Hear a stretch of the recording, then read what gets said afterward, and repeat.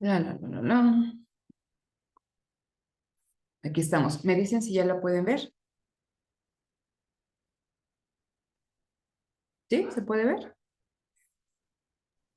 Sí. Ok.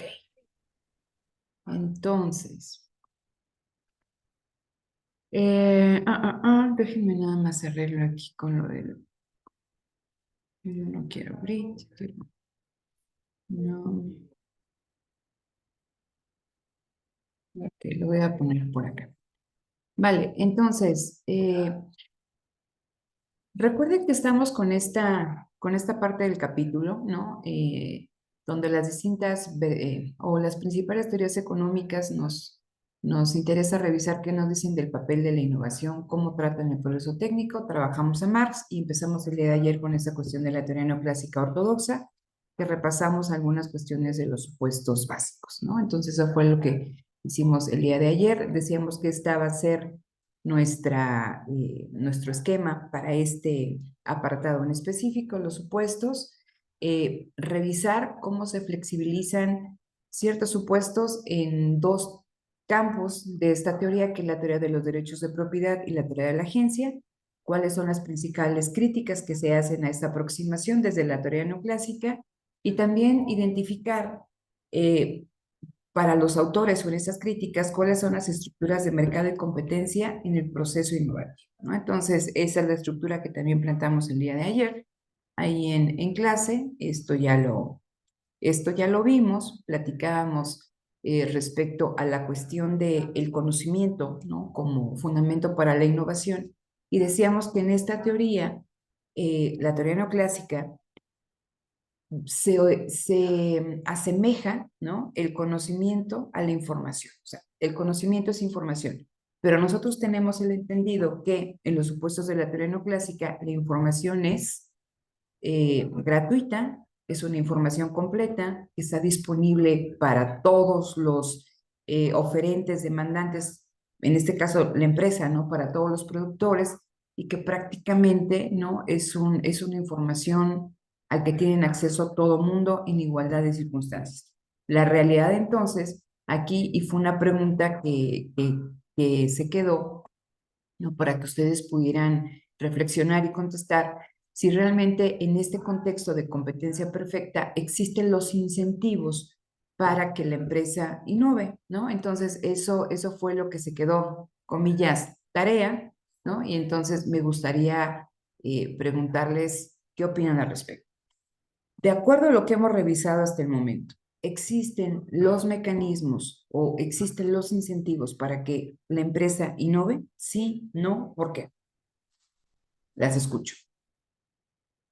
Sin miedo. Adelante, Ilse.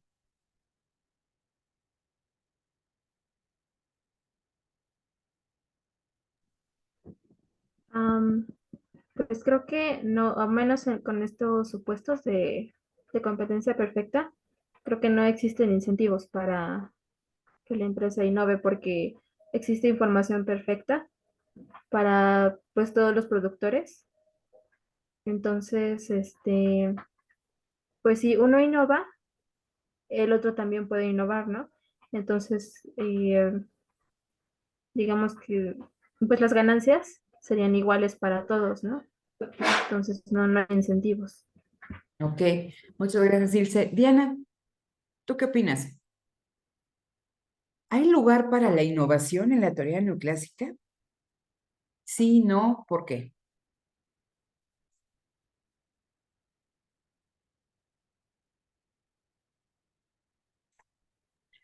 Yo también opino que no, porque este mm, no, para la teoría neoclásica no ven como el concepto de innovación que es dado, sino que es como un factor externo.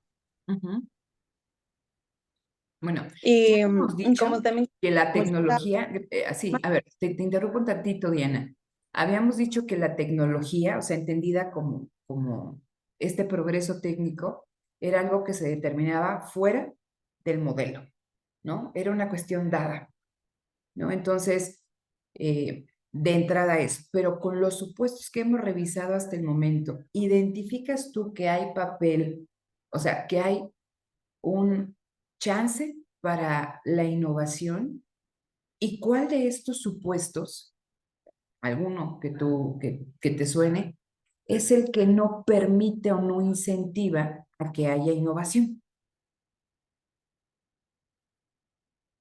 Ya él se nos estuvo ahí como que dando esos highlights, ¿no? Pero a ver, ¿qué opinas tú, Diana, en lo que lo piensas, Margarita?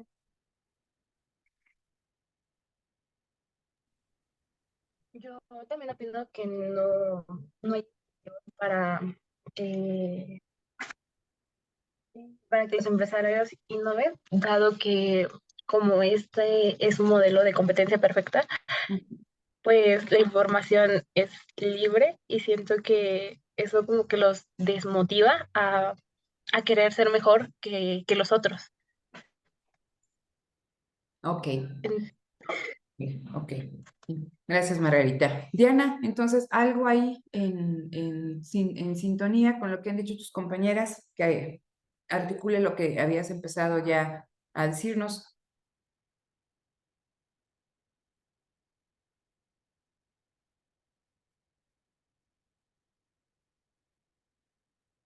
Ok, bueno, a ver, aquí, Este adelante. también ah, está como relacionado, ay, ya se me fue la idea. Lo que habíamos visto ayer en la clase de que eh, se tiene como que los medios de producción ya no son suficientes como, como cuando se pasó del feudalismo al capitalismo, ahí se innovó. Entonces yo me imagino que no miraban eso en la teoría neoclásica para poder innovar. Ok, bueno, a ver, dos cosas importantes, ¿no? Ahí en la diapositiva que ustedes están viendo. En la parte de innovación, en el segundo párrafo dicen, en la función de producción, el papel de las innovaciones científicas y tecnológicas está ignorado o subvaluado, porque decíamos que era algo que está fuera del modelo, ¿no? La tecnología está dada. Pero va a haber dos cuestiones que ya las tocaron aquí de manera importante sus compañeras, que tiene que ver con esta cuestión de las no barreras a la entrada. ¿Una patente es una barrera a la entrada en algún sector de actividad? ¿Sí o Sí, no? igual, sí, Una patente es una barrera. ¿Qué significa? A ver, ¿cuándo se pone una patente? Tú tienes una idea, la trabajas a través de un proceso de investigación y desarrollo, tienes un prototipo, puede ser que se lleve esa idea, pero esa idea tú no quieres que nadie, ¿no? Te la vuele. Y por lo tanto, la patente, en términos muy burdos, ¿no? En términos muy burdos, la patente es lo que hace, se protege esa idea de que alguien sin tu consentimiento la puede utilizar. Si tú le quieres a alguien vender esa patente o rentar esa patente porque es el know-how, ¿no? Entonces, al final, lo que hacen que si esa idea, ¿no? Se lleva a la práctica a través de un prototipo, se lleva al mercado y cuaja como una innovación, que el único que va a poder desarrollar, vender ese producto, ver ese servicio, es solamente la empresa que tiene la patente, nadie más. Entonces, la patente actúa como una barrera a ese conocimiento, ¿vale? Pero nosotros tenemos un supuesto, ¿sale? De que no hay barreras a la entrada y no hay barreras a la salida. Luego, entonces, en este contexto de información disponible y gratuita, el empresario no tiene ningún, o sea, fíjense, no tiene ningún incentivo a innovar porque se innova ese conocimiento, o sea, dado que no pueden poner patentes porque significa que hay una distorsión, o sea, cualquier barrera, ¿no? Cualquier eh, control o cualquier intervención sobre el mecanismo de precios, las barreras crean distorsiones. Entonces, una patente es una distorsión a este mercado del conocimiento científico. Y entonces cualquier barrera es imposible de poner. Entonces, el proceso de investigación y desarrollo es un proceso costoso, no solamente en tiempo, sino en los recursos financieros, humanos, físicos, etc. La empresa que incurre en todos esos costos para poder desarrollar una idea, tener una patente y llevarla a la práctica, no va a tener ningún incentivo a hacerlo porque sabe que una vez que se llegue ese conocimiento tendría que ser libre, ¿no? De libre acceso para todos y que salga el artículo y que inmediatamente va a tener imitadores. Luego entonces, en un mercado de competencia perfecta, no existe ningún incentivo ¿no? A esta cuestión de la innovación. Ahora, la segunda cuestión y que está marcada aquí en negro, ¿no? Ahí en Bolt, en el apartado de innovación dice, también tenemos una hipótesis de que nos dice que los empresarios, su objetivo es la maximización de beneficios, ¿no? Y entonces esta maximización de beneficios y también con los consumidores, lo que estamos viendo al empresario, la maximización de beneficios, se realiza en un contexto en que los empresarios conocen todo, porque la información, decimos, la información es completa. Y si hay o sea, completa y perfecta, y si hay racionalidad perfecta, eso significa que no hay incertidumbre. Ustedes ya llevaron una materia de innovación. Y entonces, mi pregunta para ustedes sería, ¿realmente un proceso de investigación y desarrollo que está detrás de cualquier innovación no es incierto? ¿Tienen certeza de que ya lo comentábamos en clase? El proceso es incierto, la innovación es totalmente incierta, la investigación y desarrollo es totalmente incierta, ¿vale? Entonces, por eso también nos dice el autor, en este contexto de racionalidad, un agente económico no, o sea, ¿por qué incursionarías en un proceso en el que no sabes si vas a llegar a donde quieres llegar y si vas a ganar lo que tú quieres ganar y si vas a recuperar lo que invertiste? Es irracional. Entonces, también la misma teoría neoclásica con estos supuestos, pues si los empresarios se guían por una racionalidad, la búsqueda de la racionalidad no es racional, ¿vale? En este contexto, no es racional iniciar, ¿no? Un proceso de investigación y desarrollo. No sé si queda claro, chicos y chicos. Bueno, chicos, chico y chicas. ¿Sí? ¿Más o menos? ¿Sí? Irse, Margarita, Diana, Carlos. Sí, es claro. ¿Sí? Ok. Entonces, Sí, profesora. vamos avanzando aquí, ¿no? Entonces, les decía, dada estas restricciones tan fuertes, se empiezan a hacer una serie de reformulaciones y entonces dicen, a ver, vamos a reconocer lo primero, que la empresa es una organización compleja y decíamos que es una organización compleja, ¿por qué? Porque antes, recuerden, lo veíamos en la empresa, que una de las críticas a la teoría neoclásica de la empresa es que es una caja negra. ¿Quién sabe qué canijos ocurra dentro? Cómo se asignan los recursos, cómo se toman las decisiones, etc. Entonces me dicen, primero, la empresa es una organización sumamente compleja.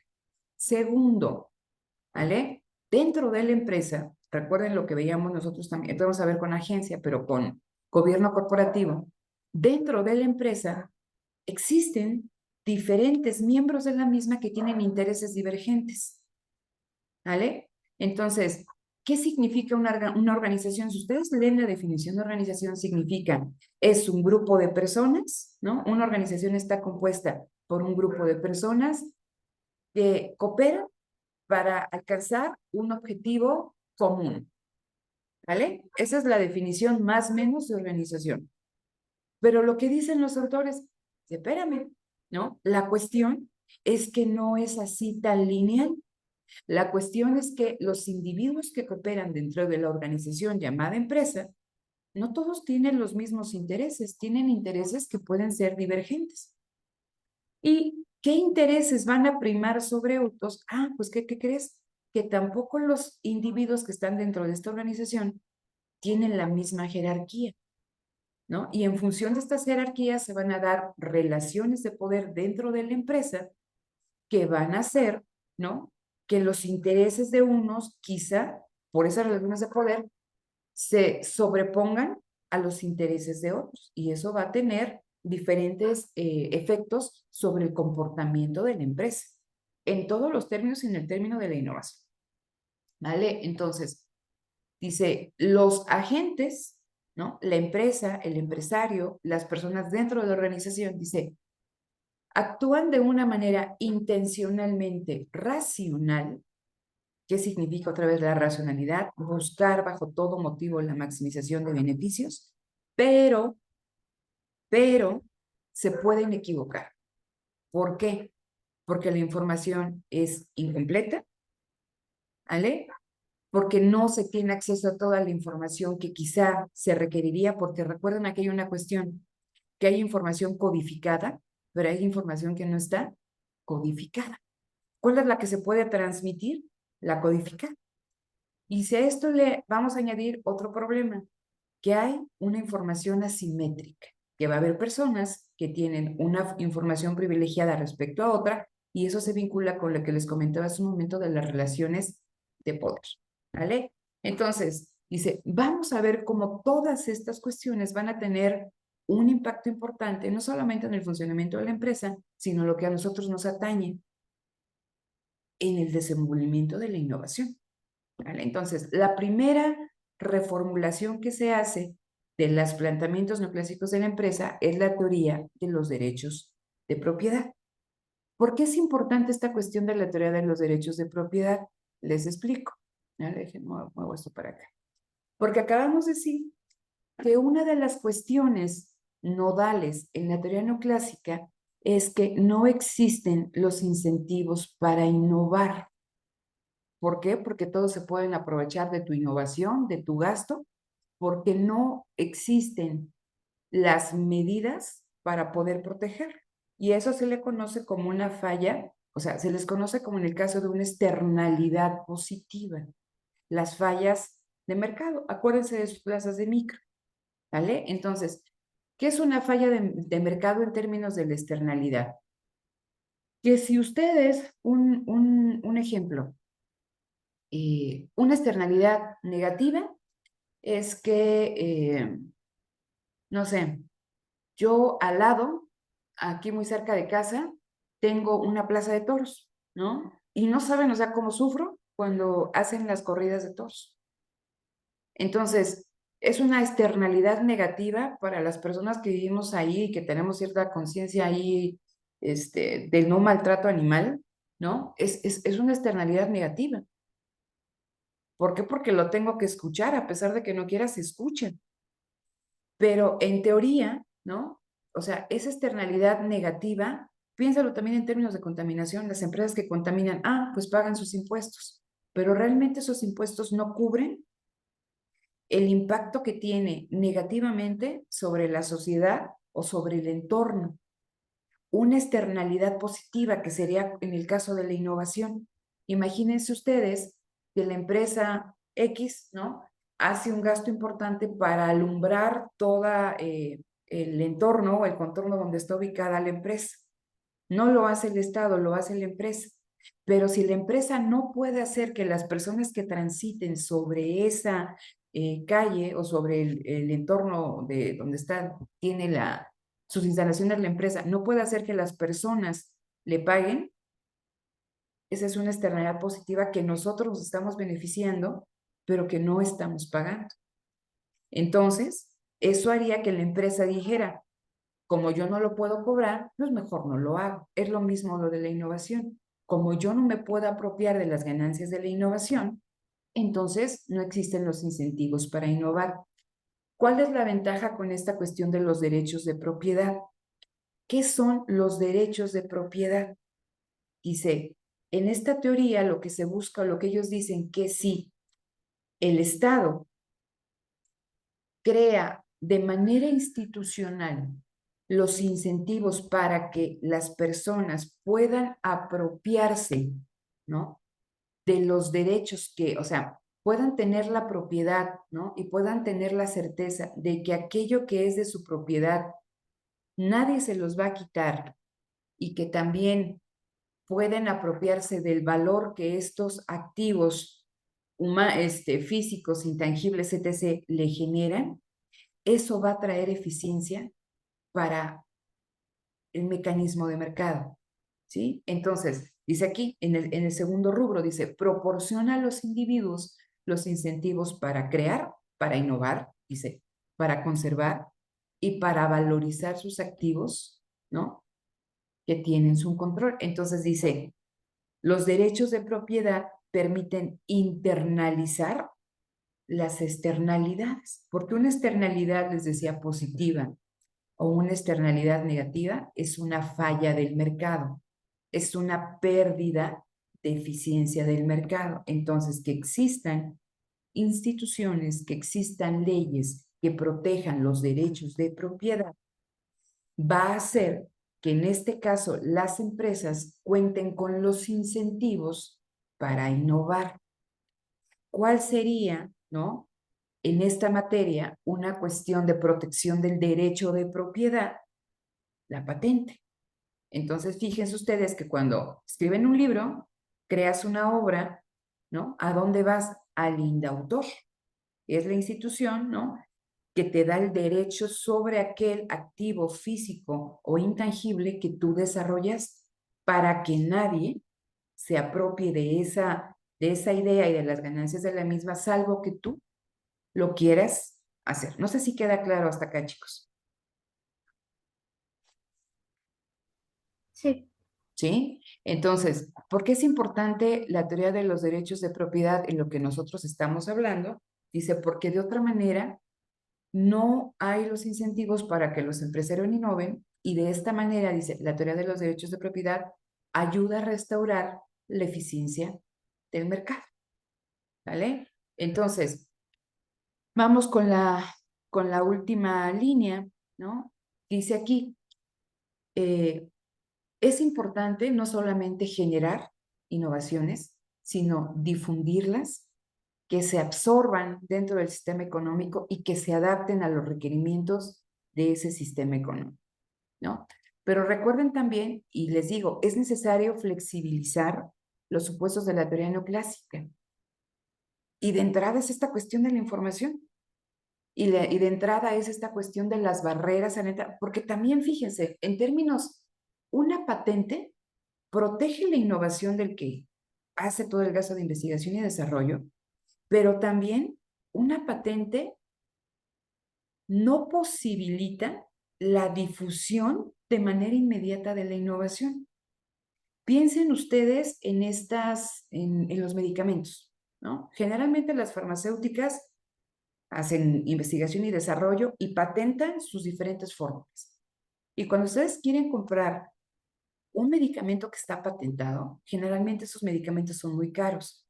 Y tienen la patente, ¿no? Las empresas, no sé, 20 años, 10 años, 15 años. Y a partir de ahí, la fórmula queda disponible para el uso de quien sea. Por eso podemos tener paracetamol, ibuprofeno, aspirinas, ¿no? Que podemos pagar, no sé, 20 pesos la cajita o 30 la cajita. Pero vean cuánto cuesta, ¿no? O sea, pueden comprar en estas medicamentos que no son los similares, ¿cómo se les llama? Genéricos, ¿no? Es la patente, pagas 20 pesos por una caja de paracetamol y si tú quieres comprar la caja de Tylex, ¿no? Que es paracetamol, te cuesta 300 pesos. ¿Por qué? Porque hay una marca detrás, porque hay toda una cuestión de mercadotecnia que del otro lado no la hay. Entonces, si bien la patente incentiva y protege la innovación, también permite, o sea, no permite en un momento determinado esta difusión y absorción. ¿Sale? Entonces, es importante también la estructura de la empresa. ¿Recuerdan? O sea, yo estoy tomando estas cuestiones asumiendo que se acuerdan de lo que nosotros vimos en la clase pasada de empresa, porque se relaciona muchísimo. Recuerden que nosotros veíamos las estructuras de gobierno corporativo, ¿sí se acuerdan? ¿O no? Que veíamos el modelo alemán y que veíamos el de stakeholder, ¿no? Stakeholders, ¿no? Y todo eso. ¿No? Entonces, que decíamos que en el modelo estadounidense, como estaba tan diseminada la propiedad, o sea, ¿de qué empresa primero? Otra cosa importante, ¿de qué empresa estamos hablando? ¿De qué empresa que está innovando estamos hablando?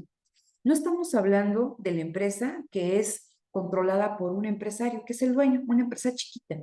Eso lo vamos a ver con Schumpeter también, ¿no? Entonces, no estamos hablando de una empresa chiquita, estamos hablando de la sociedad anónima por acciones. Es decir, que no hay un solo dueño, sino que hay un montón de dueños, que la propiedad está difusa, está diseminada alrededor del mundo, bueno, alrededor donde se vendan esas acciones, ¿vale? Entonces, pero decíamos que cada vez más las empresas, ¿no? Bajo la forma de estructura de propiedad de la empresa, que lo dice aquí, la estructura de propiedad de la empresa es la sociedad anónima por acciones, como están tan diseminadas las acciones en diferentes manos, el objetivo de la empresa es la maximización del valor de la acción, ¿vale? Porque no estás pensando o sea, que tú eres propietario de una empresa, aunque en esa parte alícuota, no estás pensando en un horizonte de largo plazo. Estás pensando en horizontes de corto plazo, donde buscas la ganancia inmediata, la especulación, comprar barato y vender caro, ¿no? Y entonces ustedes ven las bolsas de valores, que eso es lo que sucede, ¿no? Vemos cómo se den movimientos de acciones, ¿no? Que se compran, se venden, etc. Y entonces no estás pensando en un objetivo de largo plazo. Entonces, en ese tipo de estructura de propiedad, es cada vez más difícil realizar innovación. ¿Por qué? Porque la innovación es totalmente incierta. Puede que gane, o sea, investigación y desarrollo, diría yo. Es muy difícil realizar investigación y desarrollo porque eso es totalmente incierto. Puede, como decíamos el día de ayer, que llegues o que no llegues. ¿Sale? Y entonces, aquí también es otra cuestión importante, que tú estés desarrollando conocimiento en un sector, no implica que no tengas competidores que estén haciendo lo mismo. Y entonces, el que llegue primero es el que va a patentar y es el que puede valorizar, ¿no? Rentabilizar los gastos que realizó en todo este proceso de investigación y desarrollo. Entonces, llegamos a la conclusión que no todas las estructuras de propiedad de la empresa son factibles o son proclives a que se haga innovación. En este esquema anglosajón, donde lo que prima es la búsqueda de la ganancia en el corto plazo, cada vez es más difícil hacer innovación, porque la empresa no invierte. Y decimos, ¿qué hacía la empresa? Pide créditos, pero no para invertir en procesos de investigación y desarrollo, sino busca créditos para hacer recompra de sus propias acciones y que el precio suba, ¿no? O especular con las acciones de otras empresas. ¿Qué estructura de propiedad es más adecuada para realizar procesos de investigación y desarrollo que deriven en innovación? Aquellas estructuras de propiedad donde la propiedad está concentrada en pocas manos y en este caso, ¿no? Esa estructura de propiedad es más factible que estén interesados en una visión de largo plazo de la empresa y que saben que la empresa en el largo plazo, si no innova, adiós, ¿no? Entonces, eso es importante también que ustedes lo tengan en cuenta. Sí, innovación, ok. De acuerdo a esta flexibilización de la teoría neoclásica, nos dice que los derechos de propiedad, las patentes, ayudan a generar innovación. Pero también es importante que tengamos en cuenta que la estructura de propiedad de la empresa va a impactar de manera favorable o no favorable en los procesos de investigación y desarrollo y en la innovación. ¿Vale? Entonces, no sé si hasta aquí tengan alguna duda. ¿No? Ok. Cualquier cosa pueden levantar la mano. Tenemos otra segunda vertiente o una segunda flexibilización de la teoría neoclásica, que ustedes también ya la conocen, que no tengo que, ¿cómo se llama? Que enfatizar mucho, que es la relación de agencia. ¿Qué se acuerdan? De manera bien simple de la relación de agencia. Había tres conceptos importantes, ¿no? Relación de agencia, había el problema de agencia y costos de agencia. ¿Quién se acuerda? ¿Quién me dice acerca de esto? No, la relación de agencia era, bueno, el problema de agencia se presentaba. Ajá. ¿Me escucha? Perdón. No. Te digo que se escuche y que ahí está también en el segundo párrafo. A ver. La Bueno, relación de ¿quiere que agencia lo se lea? presenta cuando. No, dímela tú. Bueno, el problema de agencia, me acuerdo que se presentaba cuando podía existir como que los intereses tanto del principal como accionista, me parece que era, estaban desalineados o no coincidían. Ujú. Ok. Ese era el problema de agencia, no recuerdo. Recuerden, son tres conceptos: relación de agencia, problema de agencia y costos de agencia. Relación de agencia es, ¿no? La relación de agencia surge cuando dice una persona, el principal, y entendemos el principal, dice una o varias personas, se le denomina de manera genérica el principal, los accionistas, dice, emplean a otra, el agente, para que ejecuten a su nombre cualquier tarea y le delegan el poder de decisión dentro de la empresa. ¿Vale? Entonces, la relación de agencia surge cuando el principal, los accionistas, los dueños de la empresa, contratan a alguien para que dirija la empresa. Aquí llega una cuestión importante, que va a haber una separación, decíamos, entre la propiedad y la gestión de la empresa. ¿Vale? Es la característica de la relación de agencia. ¿Cuál es el problema de agencia? ¿Quién me dice? O sea, ya eso es la relación. ¿Por qué hay un problema de agencia? Todo está ahí, ¿eh? Ahí está. Échenle ojito. ¿Por qué hay un problema de agencia? Margarita.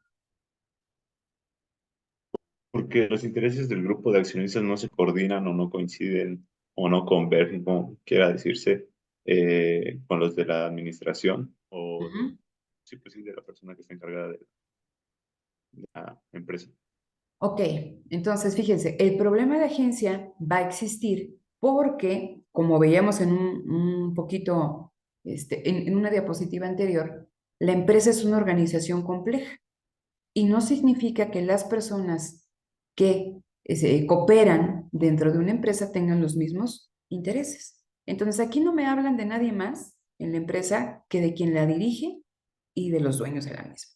Entonces me dicen, no necesariamente el agente, o sea, el empresario, el director, el que está ahí frente a la empresa, el CEO, tiene el mismo interés que los accionistas, porque los accionistas, y por eso les decía, los accionistas pueden tener el interés de maximizar el precio de su acción, de recibir los máximos dividendos, pero pero el agente puede tener el interés de no entregar todos los dividendos y utilizar una parte importante de ellos para financiar procesos de inversión. O bien, ¿no? Que el proceso de investigación y desarrollo, como es incierto, puede ser que ponga en peligro en un determinado momento el desempeño de la empresa por alguna decisión que tome de manera equivocada. Entonces, hay intereses divergentes y desde ahí se gesta el problema de agencia.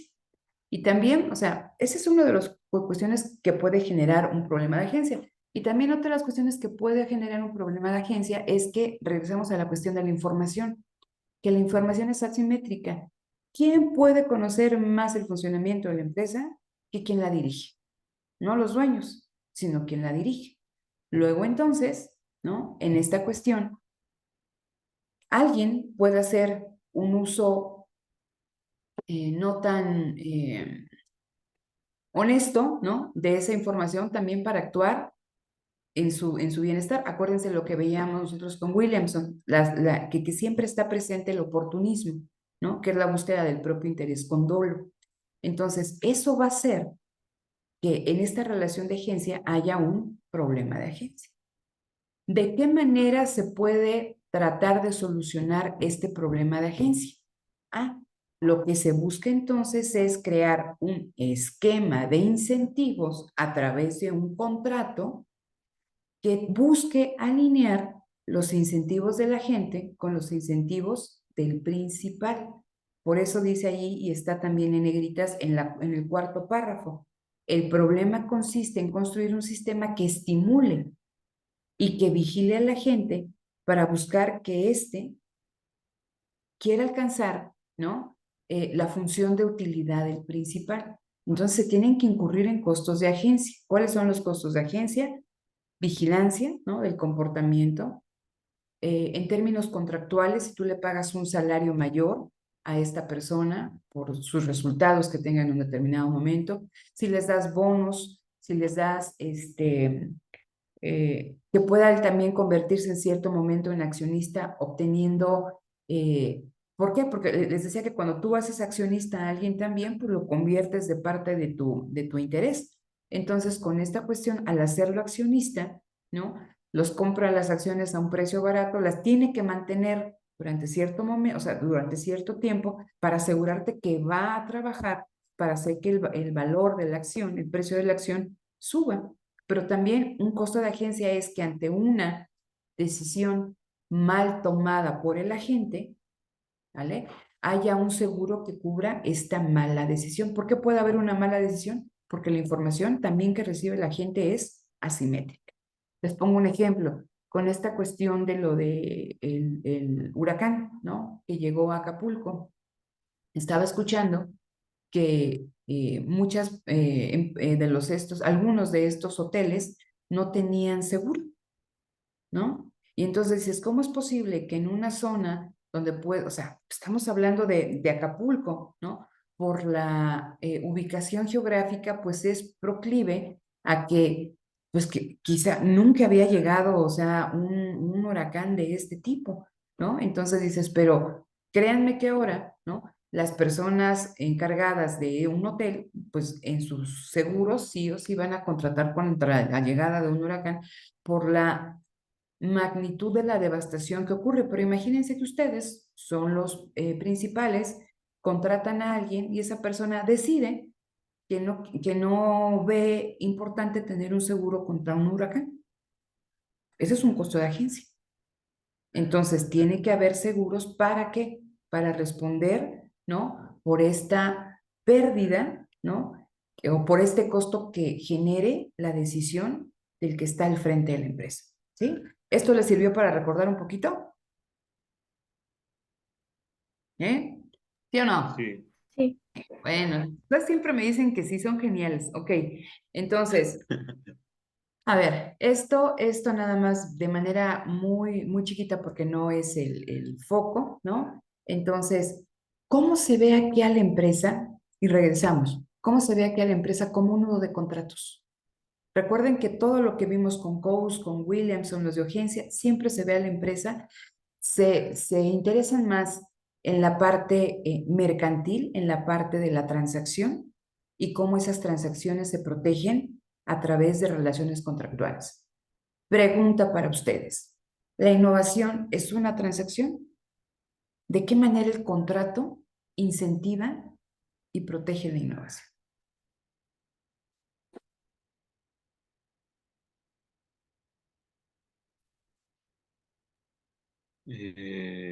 Bueno, se me está ocurriendo cómo un contrato puede incentivar la innovación. Me recordó ahorita a un ejemplo que no tenía el trimestre pasado acerca de que, por ejemplo, no me acuerdo cuál era exactamente el término, pero era de las últimas lecturas, acerca de que algunas veces se le daba libertad, o bueno, no libertad, pero ajá, el contrato residía en que precisamente los trabajadores o los obreros que laboraban en la empresa, que tuvieran como grandes capacidades o habilidades, se les daba como esta libertad, o, sí, pues sí, libertad de poder innovar o poder sugerir mejoras en los procesos, etcétera. Ujú. Ahí y por el otro lado también contratos o pues sí se establecían contra de que también podían haber trabajadores o obreros que se dedicaran exclusivamente o únicamente pues a estar de manera, ¿cómo se dice? Sin tener que ver nada de innovación ni nada, únicamente con cumplir la tarea que se les asignaba, ¿no? Ok, Era esto y bueno, y, y por el otro lado, ¿cómo puede proteger la innovación? Ah, pues me surge, o sea, es lo que si aquí podrían entrar justamente las patentes en esto de cómo los contratos pueden proteger la innovación, pero no, ahí no conozco bien. ok. Los demás, muchas gracias, Carlos. Ilse, Margarita, Diana, anímense, anímense. No se cobra porque participen. Bueno, ya voy a empezar ¿cómo se llama? A penalizar en tapitas de estas ¿cómo se llama? De plástico para darlas a las campañas, ¿no? Entonces, participen. A ver, Ilse, ¿tú qué opinas? O sea, quizás la pregunta sería, a ver, en esto que leyeron de la visión contractual, de la teoría de la agencia, de lo que vimos el trimestre pasado, ¿encuentran, o sea, cabida la innovación? ¿Hablan de innovación? ¿Es relevante la innovación, el progreso técnico, la investigación y desarrollo en el crecimiento de la empresa?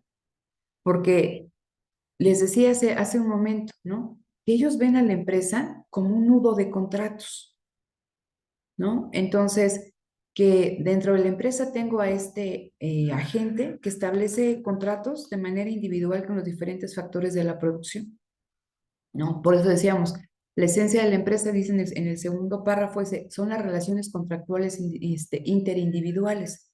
Y decíamos que si yo soy la administradora y tengo contratos con cada uno de ustedes, puedo estar negociando de manera individual, pero eso no significa que si despido o contrato a uno más, la empresa desaparece, ¿no? Entonces, está esta negociación.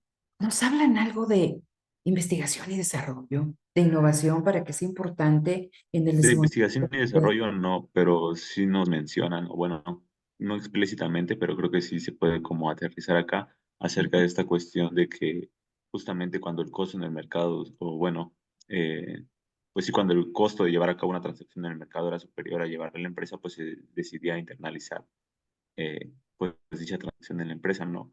Ujú, Y nos ujú. ponía usted ese ejemplo de que, pues sí, el administrador, como quiera llamarse, decidía cómo se asignaban los recursos dentro de la empresa. ¿Ah? Entonces, bueno, no sé si quizás sí sea innovación, pero creo que sí podría ser debido a que, pues justamente está gestionando, ¿no? Los recursos de manera eficiente, ¿no? Entonces ahí también me acuerdo que nos ponía otro ejemplo acerca de que muchas veces al asignar estos recursos, o así esto podía propiciar que hubieran, que se optimizaran procesos, ¿no? Que llegara a un punto, bueno, se optimizaran procesos hasta el punto en que el costo de dichos procesos o de internalizar esa transacción igualara al costo del mercado, ¿no?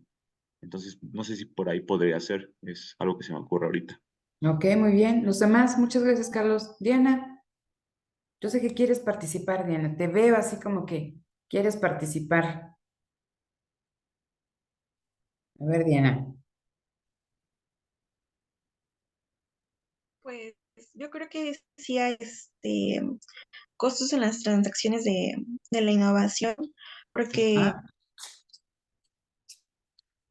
eh, pues estas proporcionan eh, nuevas condiciones de mercado, creo yo, y pues además también esas transacciones de innovación van no solamente como para la empresa que sino también para a las demás que no pertenecen y pues con como tipo, como usted dijo, las patentes o licencias exclusivas que uno adquiere de otras empresas. O, y pues ya. no, van bien, van bien. Ilse, Margarita.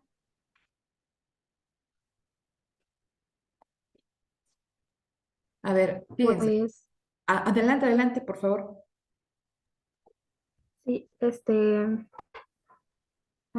sí, como lo que mencionaba Carlos Ujú, acerca de la internalización, pues viene siendo como la integración, ¿no? Es eso de la integración horizontal o vertical. ujú, Hacer innovaciones por medio de la integración vertical horizontal. Se me ocurre, por ejemplo, Uber, ¿no? Que Uber era un servicio de taxi, ¿no? ujú. Y ya actualmente ha innovado para no solamente hacer un servicio a las personas, ¿no? Sino también, o sea, de movilizar a las personas, sino también de entrega a domicilio de alimentos. Entonces, sí, también es una manera en la que innovan. Ok. Fíjense, muchas gracias. A ver, quizá para esta visión flexibilizada de la teoría neoclásica, no vemos, como decía Carlos, de una manera explícita el tratamiento, o sea, no es importante la innovación en el crecimiento de la empresa. Lo único que podría darnos como cabida para poder discutir acerca de esto es cuando hablamos de la especificidad del activo, que es una cuestión también importante en términos de la flexibilización de los supuestos de la teoría neoclásica. Porque recuerden que en la teoría neoclásica nos dicen que todos los activos son homogéneos, que no hay diferenciación entre los bienes. Pero aquí nos dicen no, los activos son distintos, ¿no? Y entonces, en función de la especificidad del activo, la presencia de incertidumbre, la información asimétrica, el oportunismo, va a tener efectos diferentes. Y es ahí cuando la empresa decide internalizar por la presencia de los costos de transacción, ¿no? Entonces dices, bueno, cuando la empresa internaliza y produce algo que antes compraba, el problema aquí es, fíjense, el problema aquí es, y regresamos a la cuestión del conocimiento, que hay un costo, hay una curva de aprendizaje en la que tienen que incurrir la empresa para poder realizar un producto o tener acceso a un servicio que antes compraba en el mercado. Y parecería que es fácil hacerlo, ¿no? Que es lo que comentábamos el día de ayer ahí en clase. No me acuerdo si fue el de ayer, pero lo comentamos, ¿no? O sea, realmente o sea, hacernos de un conocimiento, ¿no? Es tan sencillo, ¿no? Tiene una curva de aprendizaje, ¿vale? Entonces, pero al estarnos hablando de esta cuestión contractual con el factor de producción, sí, el contrato es una forma de apropiación y de protegerte ante la incertidumbre, ¿no?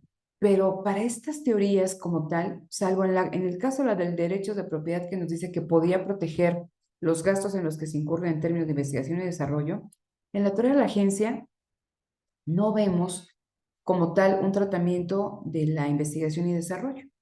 Por eso dice aquí, no consideran su dimensión endógena, ¿no? Dice, no consideran que el ritmo del progreso técnico depende de las inversiones que realice la empresa y de las competencias de su personal. Entonces, regresamos nuevamente a lo que platicamos hace un momento de la estructura productiva de la empresa. En ningún momento o sea, de lo que hemos revisado en estos 2 trimestres de esta teoría, me dicen que las competencias del personal que integra la empresa sean relevantes en el crecimiento de la misma y en el crecimiento económico, porque acuérdense también que si bien la empresa se ve impactada por un contexto macro, también la empresa es agente de cambio al innovar, ¿no? Genera cambios en el sistema económico, genera cambios en la productividad. Eso, este tipo de teorías no lo ven, ¿no? Entonces nos quedamos cortas, ¿no? Nos quedan pequeñas para poder analizar un fenómeno tan complejo y tan relevante como el de la investigación y desarrollo y la innovación, ¿vale? Entonces, vamos a ver. Una cuestión importante, importante, importante es que, o sea, es esta pregunta. Imagínense que yo les pongo en el examen, ¿qué estructura de mercado es más favorable para que surjan innovaciones? Entonces, ahí está toda la información si quieren leerla, pero a ver, me gustaría que ustedes me digan cuál es la más favorable. Tenemos 4 estructuras. Creo que sería Ajá. una estructura de mercado de competencia imperfecta, ¿no? Porque tienen incentivo, bueno, porque si hacemos una comparación precisamente en los supuestos o en cómo es la competencia perfecta y la competencia imperfecta, vemos que en la competencia perfecta no ninguna empresa de decisión o injerencia en el mercado, ¿no?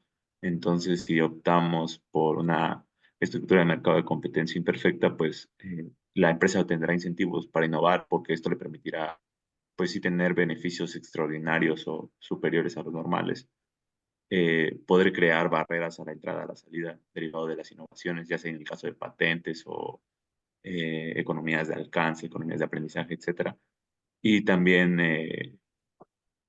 para convertirse pues en un monopolio u oligopolio, ¿no? Entonces, al abarcar tantos segmentos del mercado, entonces yo creo que ahí es donde están incentivados los empresarios o las empresas a innovar y a estar en constante adaptación de las demandas del mercado. Ok, gracias, Carlos. Fíjense, cuando nosotros vemos esta lógica del mercado de competencia perfecta, nos decían que el mercado, dice, actúa como en un proceso de selección natural. Es decir, ¿no? En el mercado se van a enfrentar productores y se van a enfrentar productores que, fíjense, dice, a ver, el supuesto es de que todos tienen la misma técnica, lo cual en la realidad no es cierto, ¿no? Entonces, dice, el mercado premia la eficiencia y el mercado va a hacer que las técnicas más eficientes sean las que perduren, a las empresas ineficientes las saca del mercado y se quedan las empresas más eficientes y esas empresas más eficientes dan precios muy competitivos, ¿no? Y que benefician a la sociedad. Entonces, el mercado es lo mejor. Ok, partimos de eso. La primera línea dice, a ver, cuando nosotros analizamos a la innovación, no solamente es que inventes, ¿no? Que tengas una idea y que la patentes. Eso no es innovación. La innovación es que se difunda, se utilice y decíamos en otras veces que el mercado la acepte. Pero como acabamos de ver en esta sesión, la competencia perfecta, en esta estructura de mercado, los empresarios no van a tener ningún incentivo para innovar. Y decíamos por dos razones que voy a volver a tomar. Primero, porque si partimos de que el empresario es racional, ¿sí? Que va a realizar la mejor asignación de sus recursos, buscando la maximización de beneficios, ¿no? Y que es racional, no es justificable, ¿no? Que te involucres en un proceso de investigación y desarrollo en el que puedes recuperar lo que invertiste, tengas pérdidas o tengas ganancias. No es racional, ¿sí? No es racional. Aquí va el ejemplo que les ponía, creo que en clase del trimestre pasado. ¿Es racional que nosotros juguemos el juego de la silla? Que todos hemos jugado baby shower, fiesta de niños y todo lo demás, ¿no? Que somos 10 changuitos y que hay 3 sillas o 8 sillas. ¿Es racional que juguemos? Pues nos da satisfacción. No, nos da satisfacción, ¿no? O sea, nos da pues, como diversión, ¿no? Entonces, pues, No, puede nos ser da visto como algo diversión, pero ¿es racional? No, porque alguien se va a quedar sin silla, se va a dar un santo mandariazo, pero bueno, ¿no? Entonces, no es racional que nosotros juguemos eso. Y sin embargo, jugamos. Entonces, la cuestión aquí es que bajo el planteamiento neoclásico no es racional la innovación, ¿no? E imagínense, dice, si es, o sea, aun cuando esta persona, este empresario, se decidiera de manera irracional a financiar procesos de investigación y desarrollo, como la información se puede difundir de una manera tan fácil, dice aquí, es copiada o imitada, no puede impedir que alguien se apropie de la innovación que él generó o no puede de manera fácil hacer que le paguen por el uso de esa información.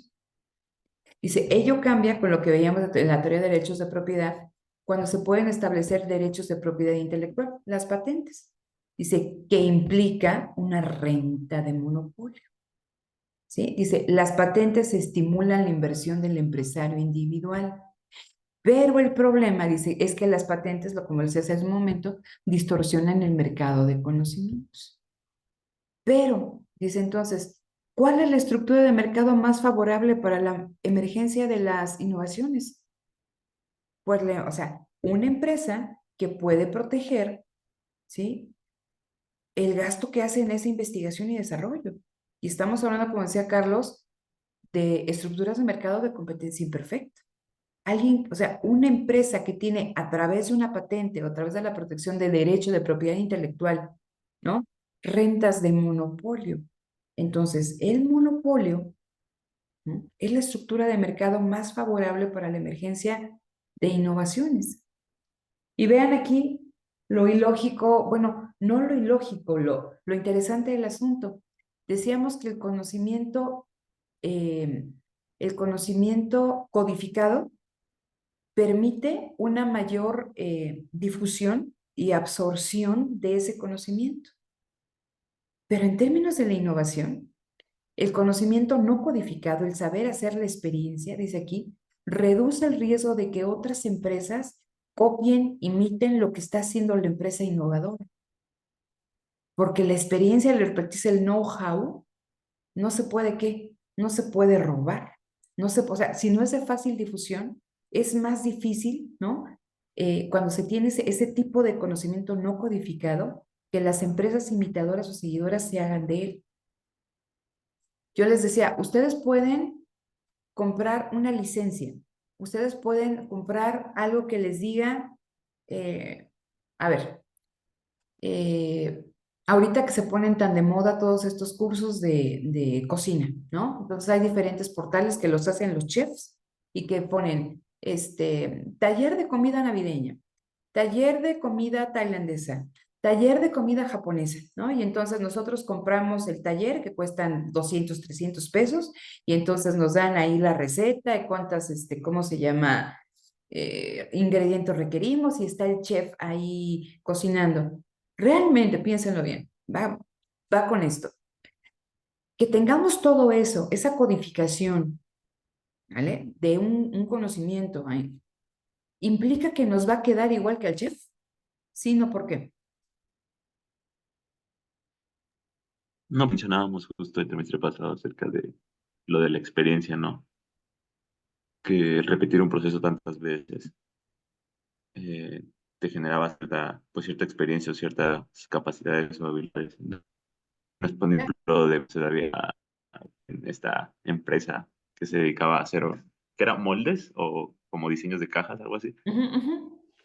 que justo las personas encargadas de ciertos procesos no eran profesionistas, sino a lo mucho quizás tenían la secundaria o la primaria terminada, pero tantos años de hacer lo mismo, pues les daba esa experiencia, ese conjunto de habilidades, ¿no? Para hacer las Que cosas. difícilmente, pues, ajá, que difícilmente puede ser transmitido únicamente por, pues, algo codificable, ¿no?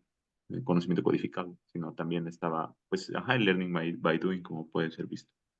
Sí, yo puedo tener la receta, puedo tener escrita, puedo ver cómo la hacen, pero no tengo la expertise porque quizá esa persona dice, a ver, entonces estoy haciendo tempura, ¿no? De la comida japonesa, eso que está como el capeado de verduras y de carnes, pero es importante tener la llama así tantos minutos y luego le subes, o sea, eso es fruto de la experiencia.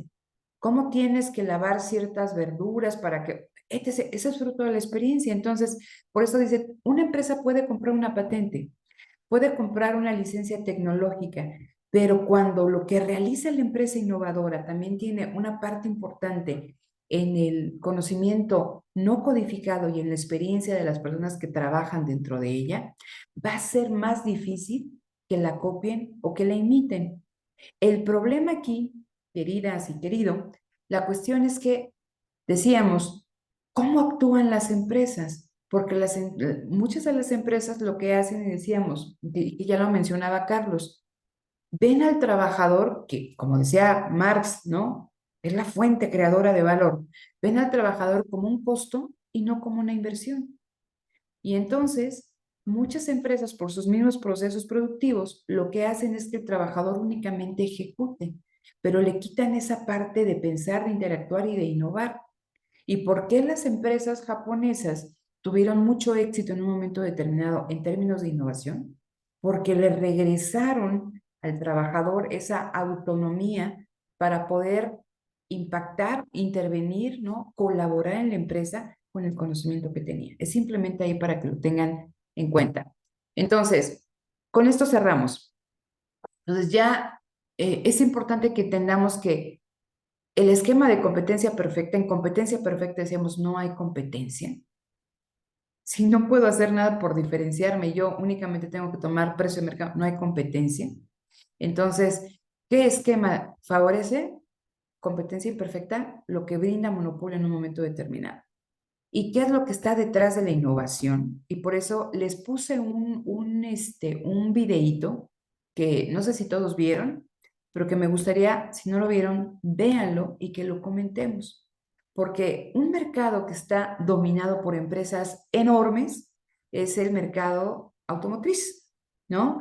Y entonces en ese video nos hablan de cómo las empresas chinas han ido relegando a empresas de renombre en términos del sector automotriz, ¿vale? Entonces, no porque estemos en un mercado de competencia imperfecta u oligopólica, no significa que no hay competencia dentro de ese sector, ¿vale? Entonces, aquí nos daba una definición de una competencia potencial y de una competencia efectiva. La potencial nos decía es que cuando hay una amenaza de que aparezcan nuevas empresas, pero si no hay amenaza, dice, el empresario no está obligado a innovar. Dice, pero cuando ya hay empresas en el mercado y se ve que están haciendo cosas, entonces el empresario innovador, ¿no? Es una carrera hacia lograr patentes, ¿no? Sobre la inversión, dice, porque el primero que llega, o sea, como cuando estaban esas películas de los pioneros que los ponían en la carretita y que decían, el primero que llegue del otro lado pone la bandera y ese es su terreno, exactamente lo mismo, ¿no? Entonces, dice, cuando hay una competencia importante en el sector de actividad en el que se desenvuelve la empresa, dice, es una carrera contra el tiempo para desarrollar proyectos y que esos proyectos se patenten, ¿no? Y ahora entra lo que vamos a ver con Schumpeter, el proceso de destrucción creadora. ¿Por qué? Porque aquí se va a vincular, supongo que ya lo vieron, lo vamos a ver de manera muy rápida, con el ciclo de vida del producto y que entras en una carrera en competencia por la innovación, porque así como surgen nuevos productos, se van haciendo obsoletos, ¿no? Y entonces vienen nuevos que los reemplazan, ¿no? Y entonces dice ahí, en negritas, dice, solo un mercado muy competitivo puede forzar a las empresas a innovar de manera permanente. ¿Por qué? Porque está en juego su sobrevivencia. Y eso puede ayudar al aprendizaje y a la difusión de innovación.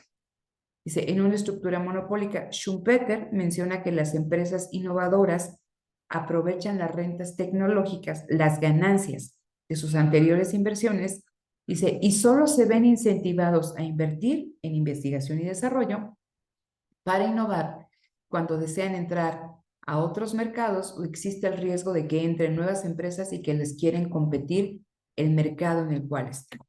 ¿Vale? Entonces, la competencia es crucial para generar procesos de innovación.